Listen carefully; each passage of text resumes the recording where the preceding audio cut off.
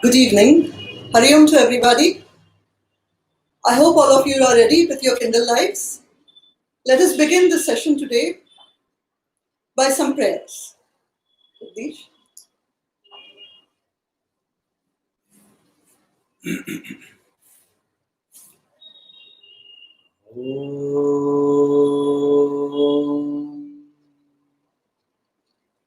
समस्त जन कल्याणी निरतं करुणामयं नमामि चिन्मयं देवं सद्गुरुं ब्रह्मविद्वरम्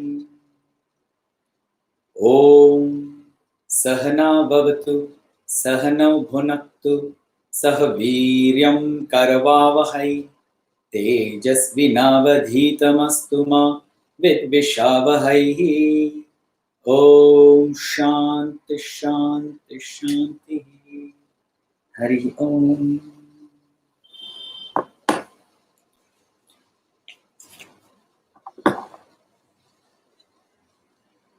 Kindle Life is a text based on scriptures, the Indian scriptures. Why study scriptures? What is the need of studying scriptures in the modern times? We are all okay without even studying scriptures. Some of us may be having this kind of feeling. Kindle Life explains the basics of the logic of spirituality, the science of life, and the art of living. We all know the prerequisite for right action is right thinking. Scriptural knowledge gets our mind and intellect into three perfect modes. One, it makes it subtler. Second, sharper. And third, fit for right thinking. We are all scientifically temperamented people, modern people. Why not study for ourselves, analyze ourselves whether this is a fact or not? Shall we? Sure. Please. Let us begin now with the reading of Kindle Life. Chapter number 1. Freedom and License. Man has made this world a glorious place to live in. The phenomenal powers which have been threatening and persecuting mankind all along have been tamed and harnessed to serve him. The land which was barren or wild has been prepared to yield an abundance of food. People have grown from a primitive and barbarous state to be a civilized and intelligent society. The comforts and amenities provided are almost heavenly, and man has been indulging in them without the least restraint. However, sitting amidst a mountain of wealth and prosperity, man lives a life of worry, anxiety, and dissatisfaction. This sad paradox has been the subject of investigation by spiritual masters who dedicated their lives for the general welfare of mankind. In their subtle enquiries, they discovered that uncontrolled and excessive indulgence in sensual enjoyments causes dissipation of one's personalities and leads to sorrow and misery. For example, the first helping of a sweetmeat is delicious to eat. The second, the third have a diminishing value, while the 20th is not only sickening but also detrimental to one's health. Hence, our ancient benefactors formulated certain basic regulations of self-restraint and discipline for gaining a more permanent joy out of our relationship with the world of objects. But the essential nature of man being absolute freedom, he detests any shackles being put on him. He does not relish being told what to do or what not to do. To him, injunctions and precepts are like a red rag to a bull. Therefore, he revolts against the idea of any spiritual practice of self-denial. Little does he realize that freedom is essentially built on intelligent self-restraint and discipline. For instance, the traffic lights on our roads are undoubtedly a restraint laid down by the government on our freedom. But such restraint alone lends a meaning to the freedom of movement and checks its degradation into licentiousness. This inability to distinguish between freedom and license is at the root of the modern man's aversion to religion. The religious textbooks provide us with the material for a subjective scientific analysis by which we can intelligently understand and appreciate the necessity for such voluntary self-restraint. They serve the same purpose as manuals supplied with the machine for its efficient use. Similarly, the human machine, the most complex entity in nature, also needs certain adjustments and tuning up according to the manuals of religion, so that it may function efficiently in all its contacts with the world of things and beings. Man is given the liberty either to eke out the maximum happiness for him by following these instructions and harnessing his equipment, or to disregard them, inviting sorrow and suffering for himself. His alone is the choice to make or mar himself and his happiness. Thus, the scriptural books provide an exhaustive science of better living, and in our maturity, we find in them a complete technique of self-development, culminating in the experience of the supreme reality. In our attempt to develop ourselves to the stature of a well-integrated nation, why should we not bring this proved and well-tested method into use? This is the first and the short chapter of Kindle Life.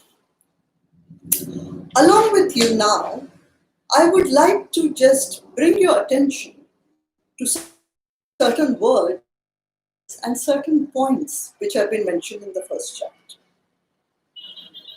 As you can see and find out for yourself in future, Gurudev was extraordinary at the English language, and he has used many words which most people normally don't even use in conversation anymore. So, to understand what he means in context to the chapters or to what he has written, let us see the meanings of some of these words. For example, in the second paragraph, it has been mentioned that in their subtle inquiries, they discovered that uncontrolled and excessive indulgence in sensual enjoyments causes dissipation of one's personality and leads to sorrow and misery. Over here, dissipation means squandering or wasting what good traits may be in a person's personality due to excessive indulgence. Some other words also later on are injunctions and precepts. Injunctions and precepts are like a red rag to a bull. These two words mean legal or higher authoritative bindings or restraints that have been told for any spiritual practice. Coming further down, let us see the meaning of licentiousness. The sentence over here is, such restraint alone lends a meaning to the freedom of movement and checks its degradation into licentiousness. Over here, the licentiousness word means a disregard for any rules or norms of society. Finally, I would also like to get your attention to two particular sentences. I hope you find them. This is somewhere in the middle of the chapter where it has been mentioned. But the essential nature of a man being absolute freedom, he detests any shackles being put on him. I give you a few moments to find that particular line if you haven't. It is the beginning of a paragraph. Over there, I would like you to either underline or highlight this particular line, especially these words, nature of man being absolute freedom.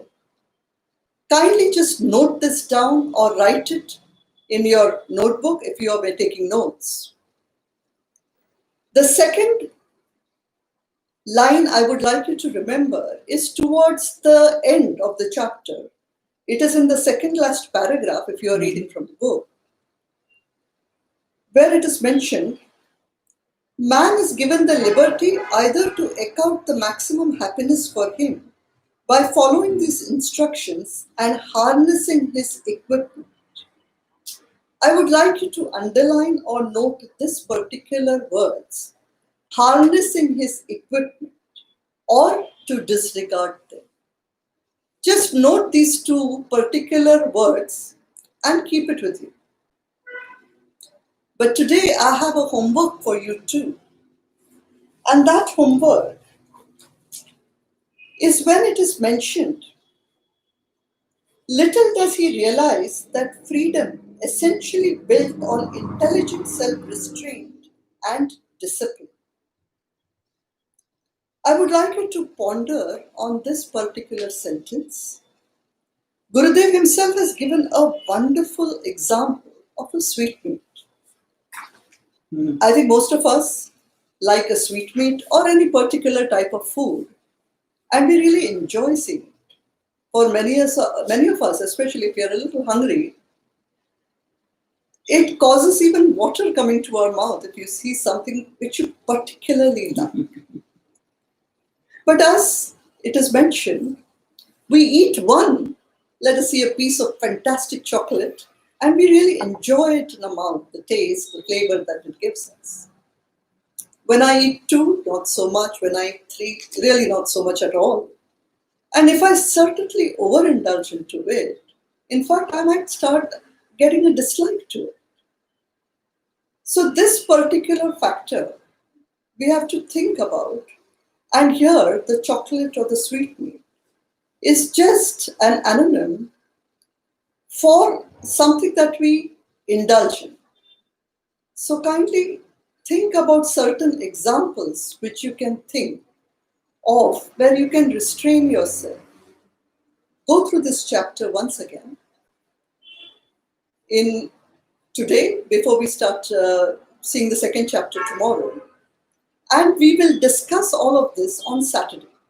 If there are any questions, and I can assure you, as you go further into the book, most of your questions will be answered automatically. Isn't that right, Jagdish? Yeah. We should take the second chapter also today. Let us start, with the second chapter also, which is the art of right contact. For the first chapter, I have asked you to note down certain things. Now let us begin with the second chapter. Licentiousness is not true freedom, but leads to only one result, which is disaster. When freedom is punctuated by adherence to the laws of nature and recognition of the rights of others, we grow into an ampler field of peace and prosperity. The Constitution of our country recognizes and establishes freedom, But at the same time, it contains a host of rules and regulations restraining us from doing all that we would like to do. These rules and regulations alone lend a meaning to freedom. Similarly, the religious textbooks prescribe certain laws of living which define for us the modes of contact with the world of objects around us, so that we may have a more harmonious existence. When there is an intelligent appreciation and faithful adherence to these laws, we maintain the right contact with the world, and that alone can bring about a healthy life of dynamic existence. This is best illustrated if we take the example of electricity from practical life. One has the freedom to use electricity in one's home in any manner one chooses. Nevertheless, to establish a correct relationship with it and to benefit by it, one has to religiously follow the laws of electricity, or else the same power can mercilessly destroy one. The general complaint is that the world is full of evil and imperfections, disturbances and despairs, and one often wonders how peace and tranquility could be found in their midst. But there is no need to despair, for we should bear in mind that a rough surface is, as a rule, essential for sharpening any dull instrument. When one knows the art of applying the tool to a grindstone, it is the roughness of the stone that alone sharpens the tool. So too in life, when we understand the art of establishing right contact with the world, we chasten and edify our subjective personality. The evils of the world, therefore, are not the great problems and impediments, but man's lack of dexterity in facing the challenges confronting him is the real problem. In not recognizing this simple truth, the right perspective of life is lost, and humanity perpetually complains of bad times and bad weather. Consider, for instance, a glass only half filled with milk. It is viewed differently by different people according to their own emotional and intellectual stature. One looks at the empty upper half and complains that it is not full, while another views the bottom portion and freely enjoys it. When we carefully analyze the attitude of people in general, we find a continuous procession of such unintelligent mourners. A lame man on the wheelchair despairs at the sight of a healthy pair of legs walking past him. But the man who can walk, he sighs at another swiftly passing him on a scooter. The man with the scooter again is jealous of the motor car owner, and the latter pines away at the thought of having to pay his income tax. Such indeed are the sorrows of all. But there is no need to despair, for the remedy is quite evident. Let us all develop a sense of gratitude to the Lord by focusing our attentions on what we have, which a good many less fortunate have not and are yearning for. By refusing to crave for objects which we do not have, we shall be conserving a lot of mental energy, which alone can give us peace within and a capacity to act rightly in the world. What beautiful words of Gurudev, how simply and nicely explaining to us how we can easily keep our minds at ease and have a peaceful existence. In this chapter too, there are a few words and a few sentences I would like you to know.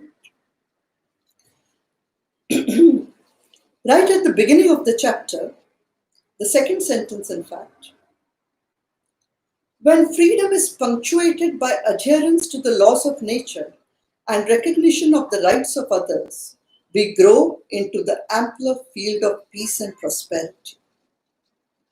Over here, the word punctuated means to interrupt at intervals. Another two words I would like you to note in terms of their meaning is in the third paragraph, where it is mentioned about art of establishing the right contact. Let me read out the sentence. So too in life we understand the art of establishing the right contact with the world. We chasten and edify our subjective personality. Over here, chasten would mean to be humbled or be humbled.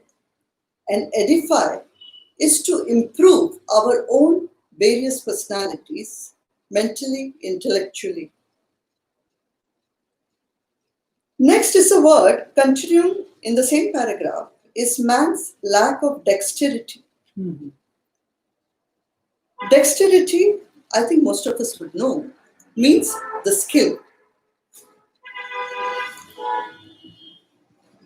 Now, about noting or pondering on a particular sentence, kindly note down or underline this particular line, which comes in the same sentence where art of establishing right contact is mentioned. Mhm. I will once again read this sentence.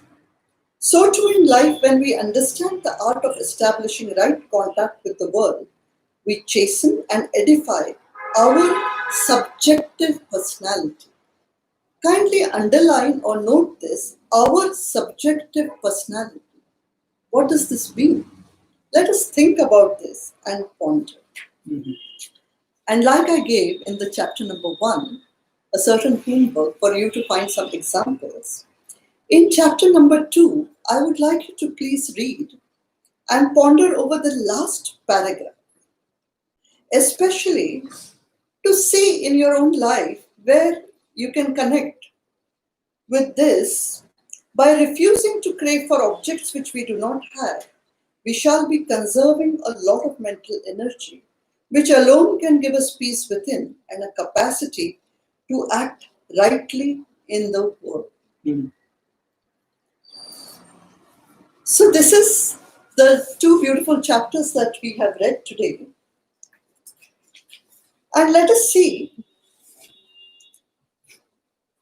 what we can mean when we talk about essential nature of man being absolute freedom in chapter number 1, which I've asked you to note down.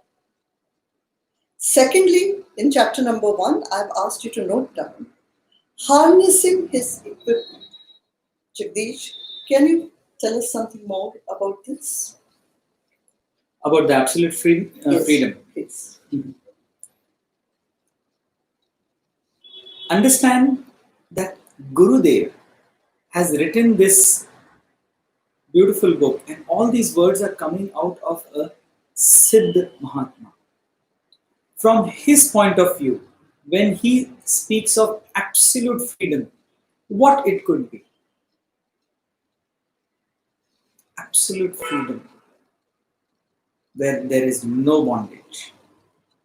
There can be no bondage only when there is Advaita, when there is singularity.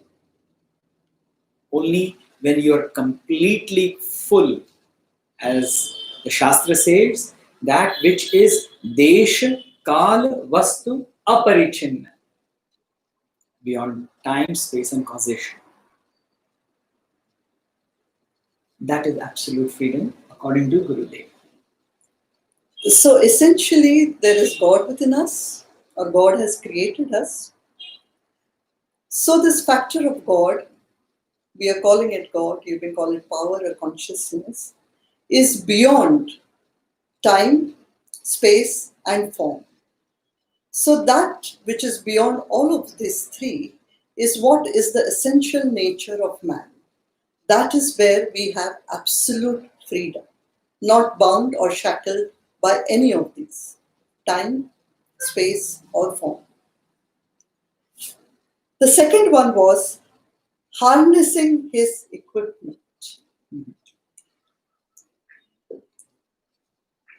Human are of four personalities. The mind and the body are the equipment with which the intellect and the self guides its entire journey. So the equipment when we speak of, it is your body, the physical outside, and the mind, the physical inside. The inside and the outside are the equipment upon which the self moves ahead, and these equipments need to be harnessed. Just like to ride a horse, you need to harness the reins properly. If you lose the rein not properly, if you don't hold it, the horse may take you anywhere.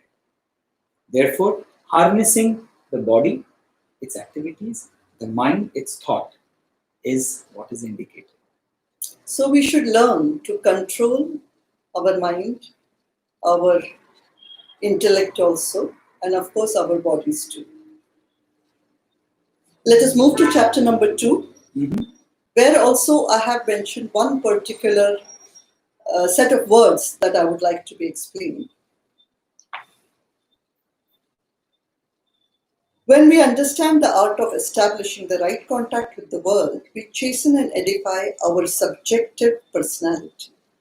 Can you tell us a little bit about what it would mean, subjective personality? As most of you know, that we are conducting this Kindle Life book reading as a part of Knowledge of India, a series of studies.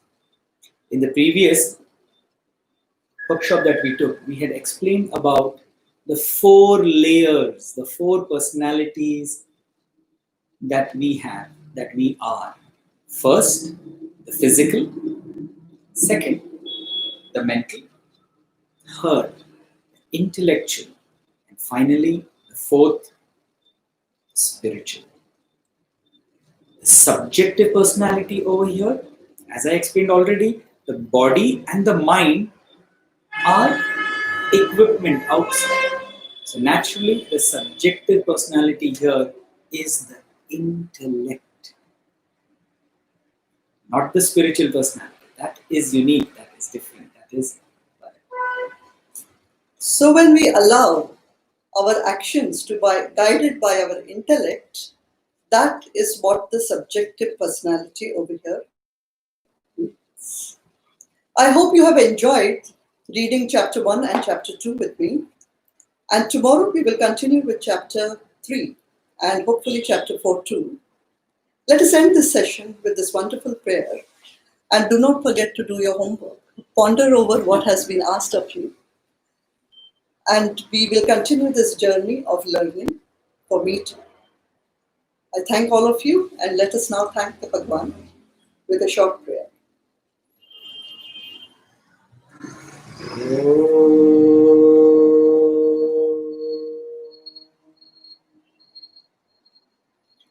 Asito ma sadgamaya tamaso ma jyotirgamaya mrityorma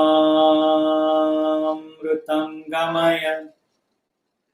Om Purnamada Purnamidam Purnat Purnamudachyate Purnasya Purnamadaya Purnameva Vashishyate. Om Shanti Shanti Shanti. Hari Hari Om. Om.